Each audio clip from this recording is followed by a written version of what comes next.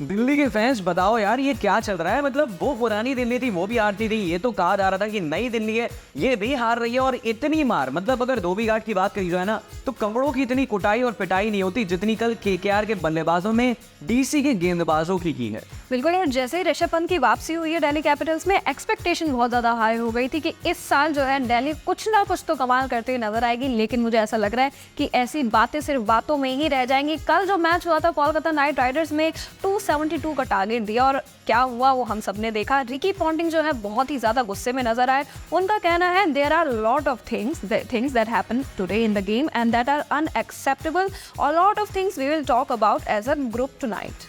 बिल्कुल, Ricky Ponting की अगर बात करी जाए तो मुझे लग रहा है कि जब वो जाएंगे वापस तो बहुत सारी गलतियां निकालेंगे। बैटिंग, बॉलिंग, फील्डिंग, न जाने कहां पर क्या क्या करना पड़ेगा दिल्ली को। जहां तक सुनील नारायण की बात है तो ये बॉलर हैं 85 रन 39 गेंदों में। और विका क्या कहना है? बिल्कुल, यहाँ पे सबसे बड़ी बात ये है कि वेस्ट इंडीज़ के ये बॉलर हैं, ये बैट्समैन नहीं है। बॉलर होके 85 रन अगर बना सकते हैं तो सोचिए कि कोलकाता नाइट राइडर्स में जो बैट्समैन थे वो क्या कमाल कर देते। और दिल्ली कैपिटल्स की जो टीम रही है उनका एक तरह से फ्लॉप शो रहा है। बात बॉलिंग की करी जाए या बैटिंग की जाए, बैटिंग की बात अगर हम करते हैं यहाँ पे तो वार्नर जो है 18 रन बना के आउट हुए, शॉ 10 रन पे आउट हो गए, मार्श 0 रन, पोरेल भी 0 रन। पंत जो है कहीं ना कहीं ठीक ठाक खेलते हुए नजर आए, 55 रन उनसे बने और 54 रन स्टम्प्स के।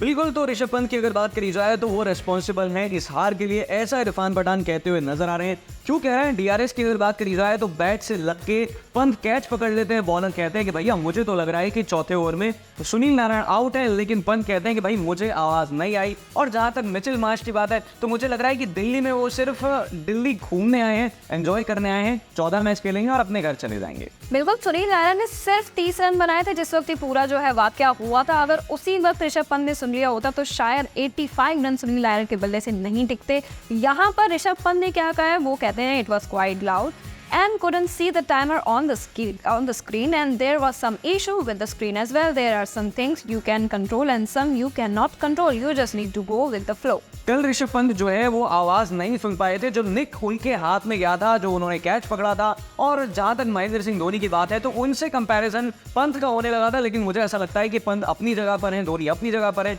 बाकी जो भी टीम में आता है वो अपनी जगह पर इंडिविजुअल परफॉर्मेंस करता है और उसे वहीं तक रहने देना चाहिए। बिल्कुल, यहाँ पे अगर हम पंत की बैटिंग के बारे में बात करते तो रन उन्होंने 55 बनाए, 25 गेंदों में छक्के उसमें 5 शामिल थे और 4 चौके। स्ट्राइक रेट की बात अगर करें तो 220 का स्ट्राइक रेट था, जो ठीक ठाक स्ट्राइक रेट मेरे हिसाब से था।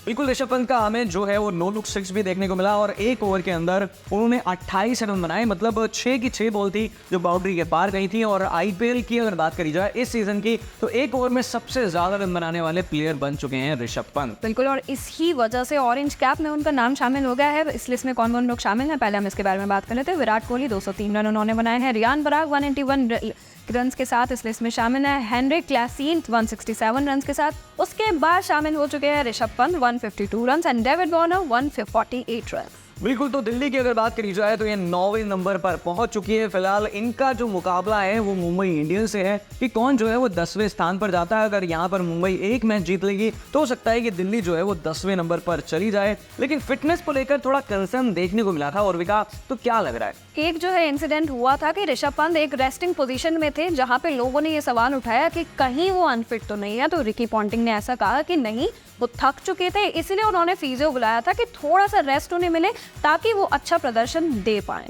तो बस ये जो है वो ऋषभ पंत को लेकर खबरें थी जो हमने आपको बताई। और फिलहाल की अगर बात करी जाए तो सवाल बहुत सारे हैं कि दिल्ली के जो मेंटोर हैं, सौरव गांगुली हैं, रिकी पॉन्टिंग हैं, वो लगातार ये कह रहे हैं कि अगर टीम अच्छा नहीं करती तो हम अपने आप का फेलियर मानेंगे। लेकिन क्या ये टीम वापस बाउंस बैक यहाँ से कर पाएगी? मुझे तो बहुत मुश्किल लग रहा है। लेकिन आप पंत को लेकर काफ़ी ज़्यादा अगर क्रिकेट की बात करी जाए तो चर्चाएं यही हो रही हैं कि वो शायद अब T20 वर्ल्ड कप में अपनी जगह बना सकते हैं। तो उर्विका, आप क्या कहना चाहें? बिल्कुल, एज एन इंडिविजुअल अगर हम ऋषभ पंत को देखते हैं तो बैटिंग उन्होंने इतने अरसे के बाद करी है, उसके बावजूद अच्छी बैटिंग करी है। तो मुझे ऐसा लगता है कि चांसेस बढ़ चुके हैं उनके वर्ल्ड कप टीम में शामिल होने के। बिल्कुल, तो आप हैं अगर ऋषभ पंत के फैन या फिर दिल्ली के फैन तो बता सकते हैं कि दिल्ली इस बार जो है वो कौन से नंबर पर फिनिश करेगी, क्या प्लेऑफ में क्वालिफाई कर पाएगी और क्या पंत इस साल एक ऐसी पारी खेलेंगे या फिर इतिहास जो है वो बनाने में कामयाब हो पाएंगे।